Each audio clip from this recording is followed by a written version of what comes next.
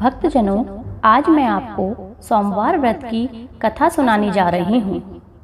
एक बहुत ही धनवान साहूकार था, जिसके घर में धन आदि किसी प्रकार की कमी नहीं थी, परंतु उसको एक दुख था कि उसके कोई पुत्र नहीं था।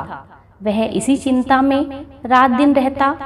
वह पुत्र कामना के लिए प्रति सोमवार शिवजी का व्रत और पूजन किया करता था तथा सायंकाल को शिव मंदिर में जाकर शिवजी के श्री विग्रह के सामने दीपक जलाया करता था। उसके इस भक्ति भाव को देखकर एक समय श्री पार्वती जी ने श्री महाराज से कहा कि हे महाराज, यह साहूकार आपका अनन्य भक्त है और सदैव आपका व्रत और पूजन बड़ी श्रद्धा के साथ करता है।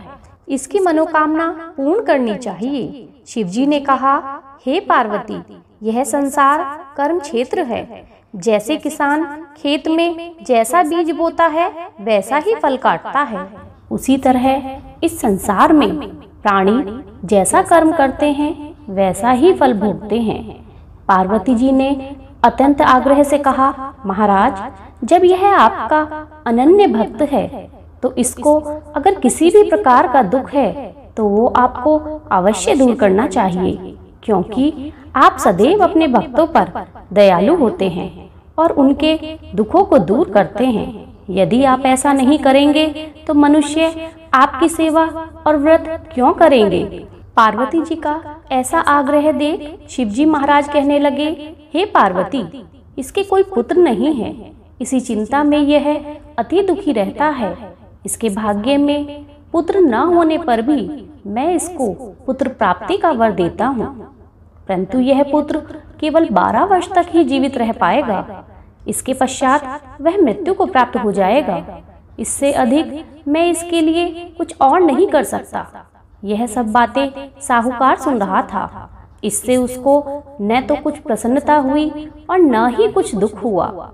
वह पहले जैसे ही शिवजी महाराज का व्रत और पूजन करता रहा। कुछ काल व्यतीत होने पर साहूकार की स्त्री गर्भवती हुई और 10वें महीने में उसके गर्भ से अति सुंदर पुत्र की प्राप्ति हुई। साहूकार के घर में बहुत खुशी मनाई गई, परंतु साहूकार ने उसकी केवल 12 वर्ष की आयु जान ना तो कोई अधिक प्रसन्नता प्रकट की और ना ही किसी को भेद ही बताया। जब वह बालक 11 वर्ष का हो गया तो उस बालक की माता ने उसके पिता से उसके विवाह की बात की, तो वह साहूकार कहने लगा कि अभी मैं इसका विवाह नहीं करूंगा, अपने पुत्र को काशी पढ़ने के लिए भेजूंगा। फिर साहूकार ने अपने साले अर्थात बालक के मामा को बुलाकर कहा कि आप इसे काशी लेकर जाइए, जहाँ ये अपनी आगे की शिक्षा ग्रहण करेगा, और रास्ते में जिस स्थान पर भी जाओ यज्ञ करते और ब्राह्मणों को भोजन कराते हुए जाओ। वह दोनों मामा भांजे यज्ञ करते और भोजन कराते हुए जाने लगे। रास्ते में उसको एक शहर पड़ा। उस शहर में राजा की कन्या का विवाह हो रहा था। दूसरे राजा का लड़का जो विवाह कराने के लिए बारात लेके आया था, वह एक आंख से काना था। उसके पिता को इस बात की बड़ी चिंता थी कि कहीं वर को देखकर कन्या के माता पिता किसी प्रकार की अड़चन पैदा ना कर दें। इस कारण जब उसने अति सुंदर सेठ के लड़के को देखा तो उसके मन में विचार आया कि क्यों न दरवाजे के समय इस लड़के से वर का काम चला लिया जाए। ऐसा विचार कर वर के पिता ने उस लड़के और मामा से बात की तो वो राजी हो गए। फिर उस लड़के को वर के कपड़े पहना, घोड़ी पर चढ़ा, दरवाजे पर ले गए और सब कार्य प्रसन्नता से पूर्ण हो गया। फिर वर के पिता ने सोचा कि यदि विवाह कार्य भी इसी लड़के से करा दिया जाए तो क्या बुराई है। ऐसा विचार कर लड़के और मामा से बात की, यदि आप फेरों का और कन्यादान का काम भी करा दें तो आपकी अति कृपा होगी। मैं इसके बदले आपको बहुत सा धन दूंगा। तो उन्होंने स्वीकार कर लिया।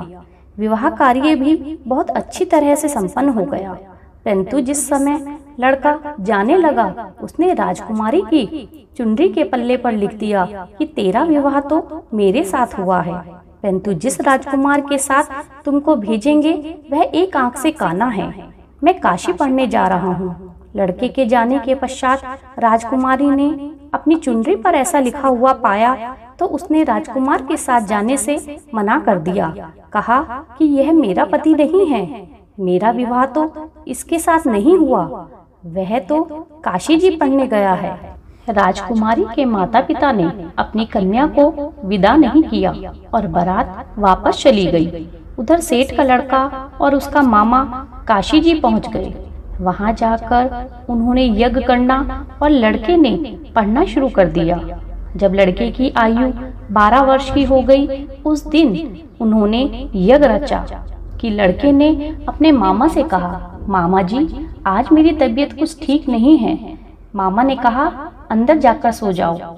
लड़का अंदर गया और सो गया और थोड़ी ही देर में उसके प्राण निकल गए। जब मामा ने देखा तो वह बड़ा दुखी हुआ। उसने सोचा कि यदि मैं अभी रोना पीटना शुरू कर दूंगा तो यज्ञ का कार्य अधूरा रह जाएगा। अतः उसने जल्दी से यज्ञ का कार्य संपूर्ण किया और ब्राह्मणों को विदा किया। उसके पश्चात वह रोने लगा। संयोगवश उसी समय शिव पार्वती जी उधर से जा रहे थे।